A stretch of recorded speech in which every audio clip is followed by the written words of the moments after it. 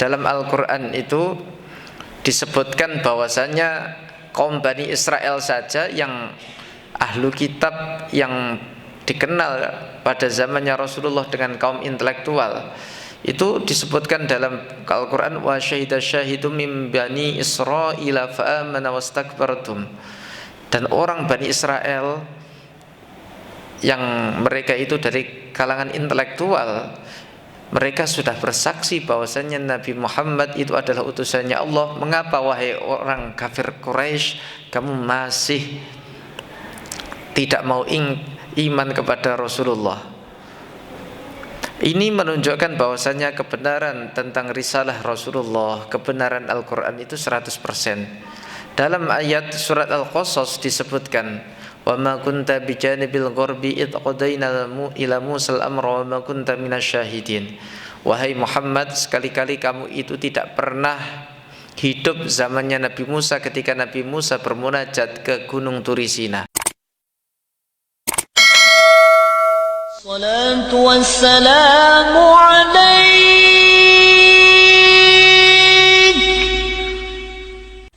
ya imam al-mujahidin.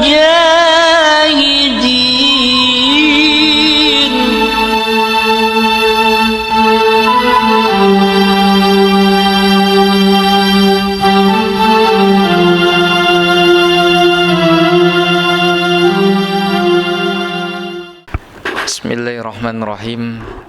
Assalamualaikum warahmatullahi wabarakatuh. Innal hamdalillah nahmaduhu wa nastaghfiruhu min shururi a'malina wa min sayyiati a'malina. May yahdihillahu fala mudhillalah wa may yudlil fala hadiyalah. Asyhadu an la ilaha illallah wahdahu la syarikalah la nabiyya ba'dah.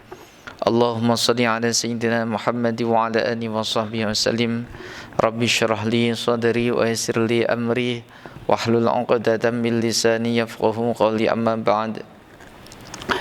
Para jamaah semuanya yang dimuliakan Allah Subhanahu wa taala, kita meneruskan pengajian tafsir surat Ali Imran. Untuk selanjutnya adalah ayat di 44. Dalam surat Ali Imran ayat 44 disebutkan, dzalika min amba'il ghaibi nuhihi ilaik wa ma kunta ladaihim id yulquna aqlamahum ayyuhum yakfulu Maryam wa ma kunta ladaihim id yakhtasimun. Dalam ayat niki disebutkan bahwasanya dzalika min amba'il ghaibi nuhihi ilaik. Jarak antara Sayyidah Maryam dan Rasulullah itu sekitar 500 tahun. Tetapi itu disebutkan dalam Al-Quran secara perinci. Dan ini adalah kabar-kabar gaib yang tidak pernah diketahui oleh orang Arab, kecuali beberapa orang yang menekuni dalam bidang kitab, sebagaimana ahlul kitab dan orang-orang tertentu. Ketika Al-Quran menyebutkan cerita Maryam, itu membuat takjub orang-orang di sekitar Mekah. Bahkan ahlul kitab pun itu takjub dengan terperincinya Al-Quran. Bagaimana menceritakan Al-Quran pada suatu cerita yang begitu urut, dengan cerita yang begitu gamblang. Semuanya itu merupakan kabar gaib yang tidak kabar gaib, ya, kabar yang jarang orang dengarkan, yang hanya diberikan kepada Rasulullah SAW. Sehingga saking terperincinya cerita-cerita Sayyidah Maryam, ceritanya Nabiullah Zakaria, seolah-olah Rasulullah itu hadir ketika peristiwa itu semuanya. Sehingga disebutkan wa ma kunta ladaihim id yulquna aqlamahum ayyuhum yakfuru Maryam, dan kamu tidak pernah berada pada sisi mereka ketika mereka melemparkan pulpennya untuk mengundi siapakah yang berhak merawat Maryam, mengasuh Maryam. Dalam ayat Ali Imran memang ada kata-kata dzalika min amba'il ghaibi nuhihi ilaik.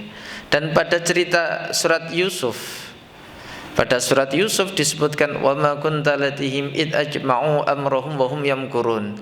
Wahai Muhammad, kamu tidak pernah hidup zamannya Nabiullah Yusuf ketika saudara-saudaranya Nabi Yusuf bersepakat untuk membuat kejahatan kepada kamu.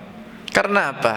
Karena kita tahu ceritanya Nabi Yusuf yang diceritakan dalam Al-Quran begitu terperinci, begitu detail, urut-urutannya begitu urut.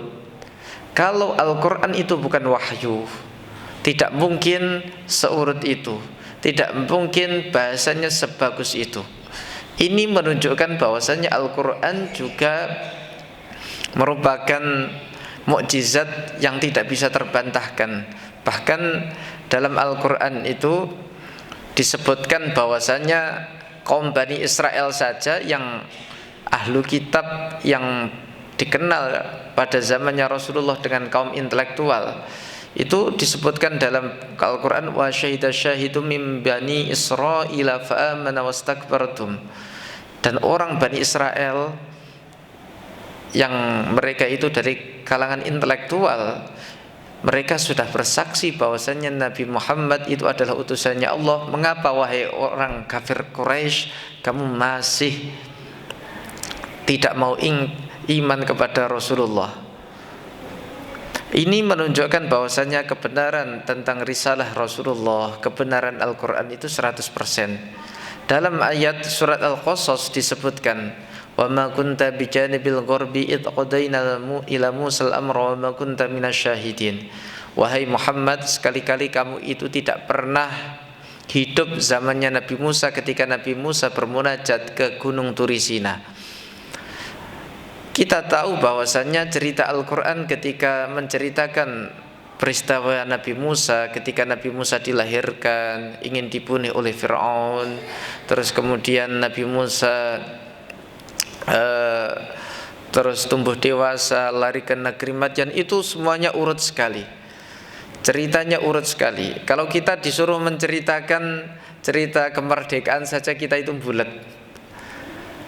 Beda dengan Al-Quran. Kenapa kok Quran begitu rinci? Sekali lagi karena Al-Quran begitu telitinya, karena Al-Quran cuma satu alasannya, karena Al-Quran merupakan wahyu. Idh qalatil malaikah, kembali ke ceritanya Maryam. Idh qalatil malaikatu ya Maryamu innallaha yubashshiruki bi kalimatin min husmuhul masihu Isa ibnu Maryama wajihan fid dunya wal akhirati wa minal muqarrabin.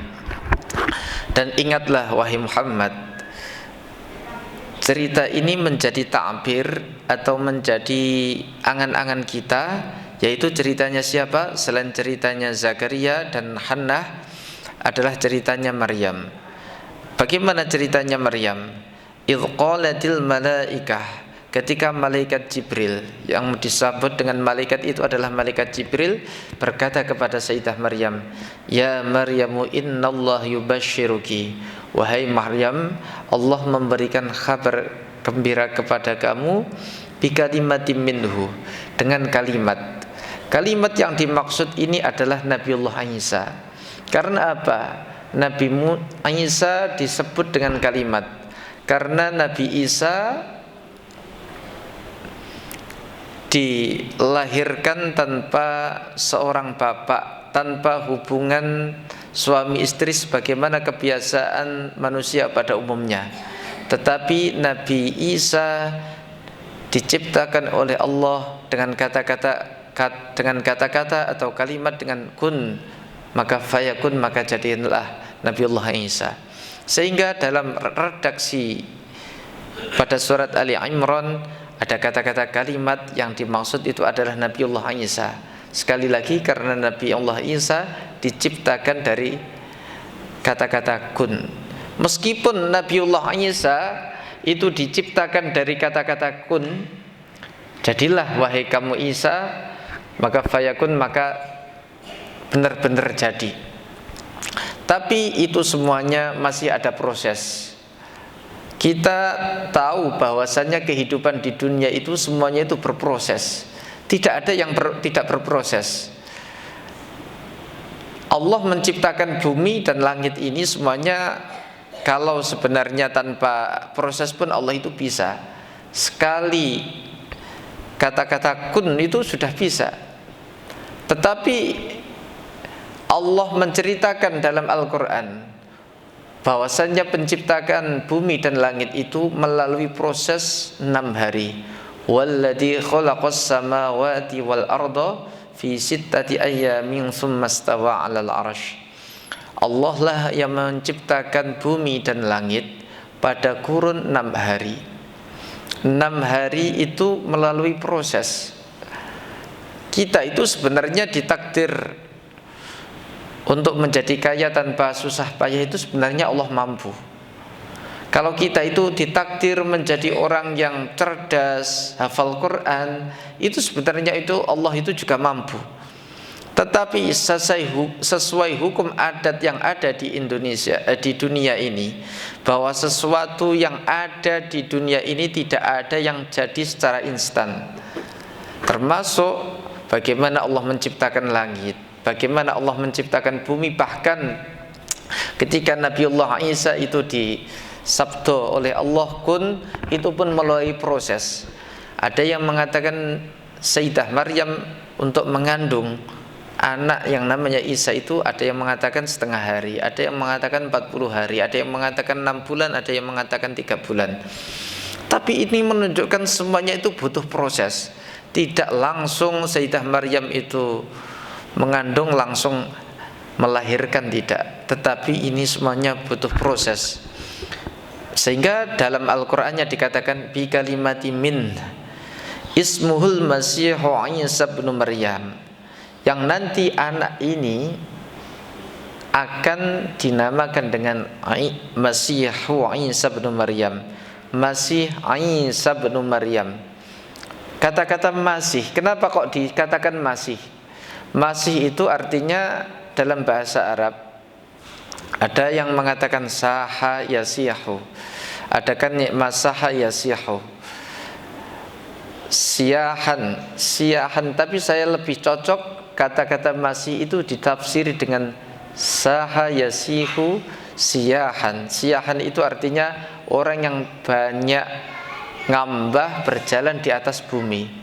Karena memang kita ketahui Nabiullah Isa itu adalah nabi yang banyak berjalannya di atas muka bumi ini semuanya.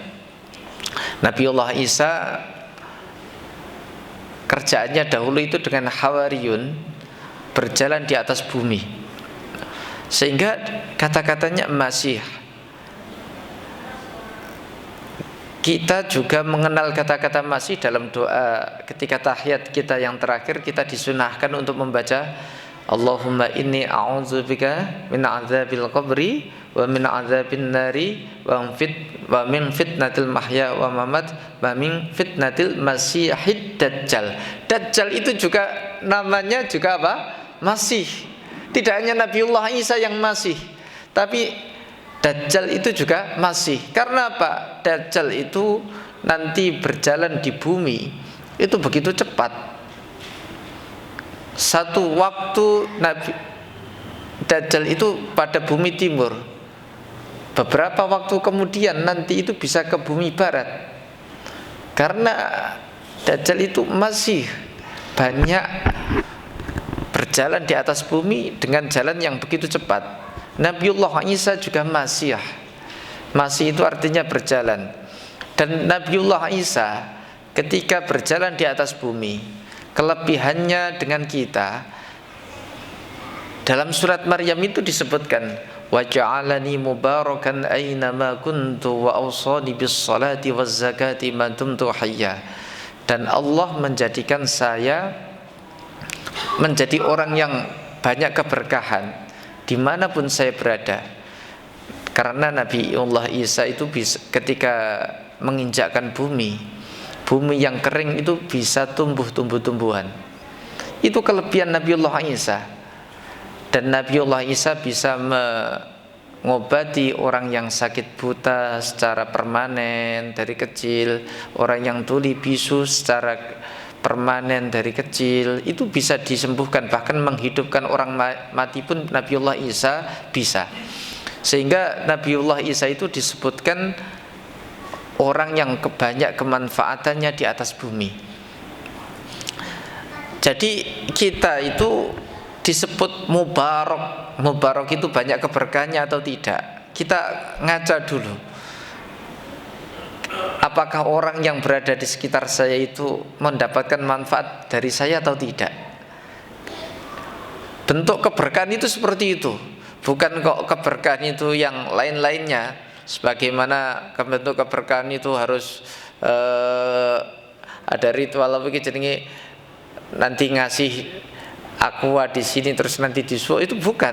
Sebenarnya keberkahan itu justru terlihat dari kemanfaatan yang kita berikan kepada masyarakat sekitar. Kalau kita berdiam pada suatu tempat terus tempatnya itu berdampak positif dengan kehadiran kita, itu juga disebut dengan mubarakan. Masih Isa bin Maryam, Masih Isa bin Maryam. Karena apa? Nanti setelah Nabiullah Isa itu diangkat, Nabiullah Isa dan Maryam itu ternyata dipertuhankan oleh kaum Bani Israel. Itu kekeliruan dari kaum Bani Israel seperti itu, menuhankan seorang nabi, yaitu Nabiullah Isa dan ibunya. Sehingga dalam Quran itu disebutkan wajiha in ismuhul masih Isa bin Maryam. Isa itu anaknya Maryam. Dalam surat At-Taubah itu disebutkan wa qalatil yahudu Uzairu ibnullah wa qalatil masihu Isa ibnullah, Masih ibnullah. Orang Yahudi mengatakan bahwasannya Nabi Uzair itu adalah anaknya Allah. Sebaliknya orang-orang Nasrani mengatakan bahwasannya Isa itu adalah anaknya Allah. Dari ayat ini ditegaskan bahwasannya Nabiullah Isa itu adalah putra siapa? Maryam. Wajihan itu maknanya adalah zajahin, orang yang mempunyai kedudukan. Orang yang mempunyai kedudukan itu bagaimana? Orang yang mempunyai kedudukan itu Nabiullah Isa diangkat derajatnya di dunia dengan dikasih derajat kenabian. Di akhirat Nabiullah Isa itu dikasih hak syafaat oleh Allah Subhanahu wa taala. Jadi dalam surat Al-Maidah yang terakhir itu ada dialog yang mungkin membuat saya itu tersentuh. Bagaimana seorang pemimpin itu harus bersikap sebagaimana sikapnya Nabiullah Isa alaihissalam. Bagaimana seorang pemimpin itu? Lihat dalam dialognya ketika Allah menginterogasi Nabiullah Isa. Wa idh qala Allahu ya Isa ibn Maryam a anta qulta lin-nasi ittakhiduni wa ummiya ilahaini min dunillah. Wahai Isa, apakah kamu mengatakan kepada kaummu, sembahlah saya dan ibu saya selain menyembah Allah?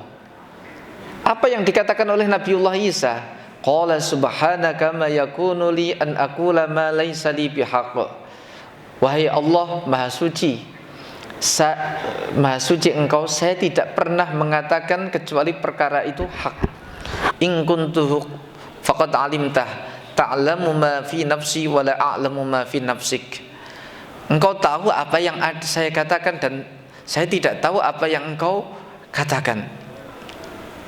Terus-terusannya ayat itu apa? In tu'adzibhum fa innahum ibaduk. ketika engkau menyiksa kaum yang menuhankan saya dan ibu saya,